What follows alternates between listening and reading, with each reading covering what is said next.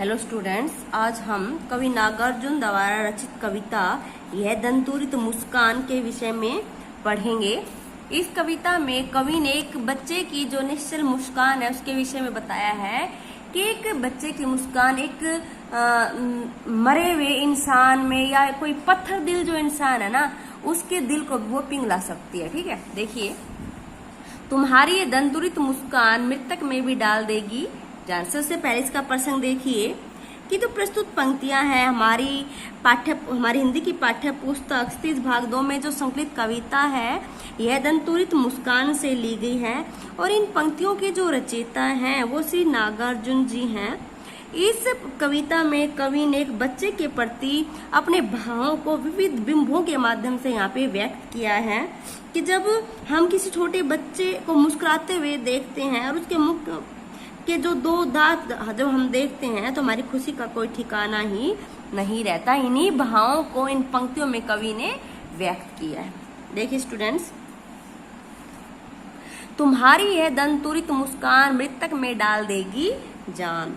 यहाँ पर कवि कहता है कि तुम्हारे मुस्कुराते हुए इस चेहरे को देखकर बच्चे का जो सुंदर चेहरा है और वो मुस्कुरा रहा है, हंस रहा है, तो कहता है कि तुम्हारी इस मुस्कान को तो जो मृतक व्यक्ति है इस मुस्कान को देखकर वह भी जिंदा हो उठेगा, उसके अंदर भी जान डल जाएगी।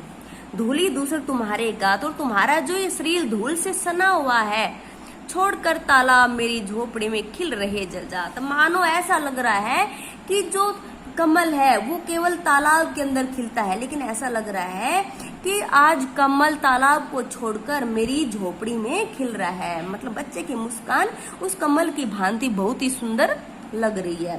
परस पाकर तुम्हारा ही प्राण पिघल कर जल बन गया होगा कठिन पाषाण, कि तुम्हारा संपर्क पाके, तुम्हारा पारस पाकर जो कठिन हृदय वाला जो इंसान है वह भी एक पत्थर भी पिघल कर जल के रूप में वो बन गया होगा। मतलब एक पत्थर भी पिघल गया होगा तुम्हारी इस प्यारी मुस्कान को देखकर।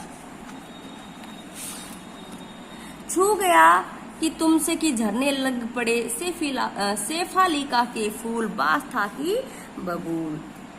कवि फिर कहता है कि हे बच्चे, तुम्हारी इस प्राणवान एवं सुंदर शरीर को देखकर, इसको छूकर तो जो चट्टानें वो पिघल जाती हैं और जो सेफालिका के जो फूल हैं वो भी खिलने लग जाते हैं।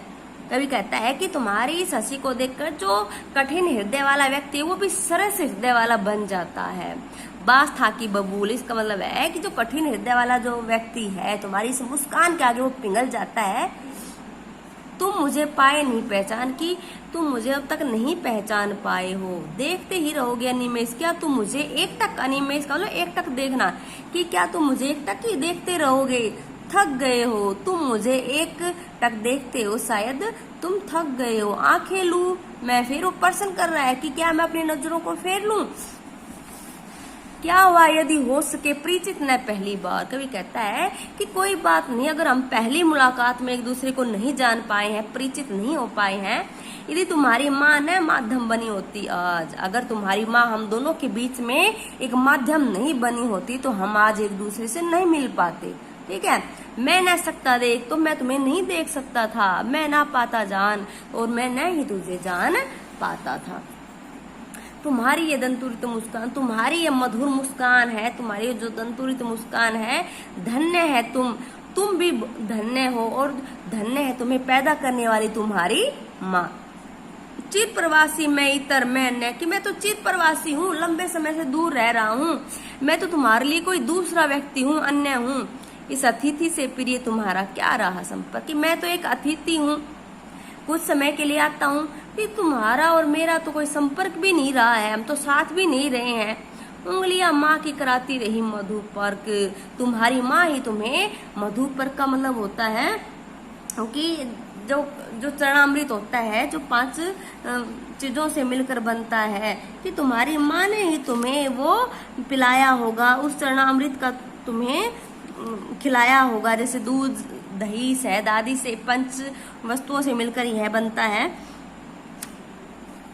देखते तुम इधर कन की मार, जब तुम तिरछी कनकी का मार का मतलब तिरछी नजरों से, जब तुम मुझे तिरछी नजरों से देखते हो, और होती जब की आंखें चार, और जब मैं तुम्हें देखता हूँ तो हम दोनों के बीच में प्रेम हो जाता है, हम दोनों के एक दूसरे से लगाव हो जाता है। तब तुम्हारी दंतुरित मुस्कान, कि जब तुम्हारी यह दंतुरित मुस्कान है, जो तुम्हारा सुंदर जो चेहरा है, और इस चेहरे को देखकर जो तुम्हारे छोटे छोटे सुंदर जो दांत दिखते हैं, मुझे लगती बड़ी ही छविमान, वो मुझे बहुत ही सुंदर लग रही है, मेरे हृदय को बहुत ही मतलब मेरे हृदय को बहुत ही वो अच्छी लग रही है, मुझे बहुत ही प्रभावित कर रही है।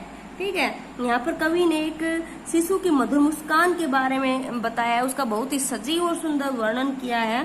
भाषा क्या है, इसमें मुहावरेदार भाषा का यहाँ पे प्रयोग किया गया है, और संस्कृत निष्ठ शब्दावली का यहाँ पे प्रयोग है, और अनुप्रास अलंकार का भी यहाँ पे सुंदर प्रयोग किया गया है। थैंक्स स्टूडेंट्स, मेरे चैनल को लाइक कीजिए, सब्सक्राइब कीजिए और कमेंट्स कीजिए।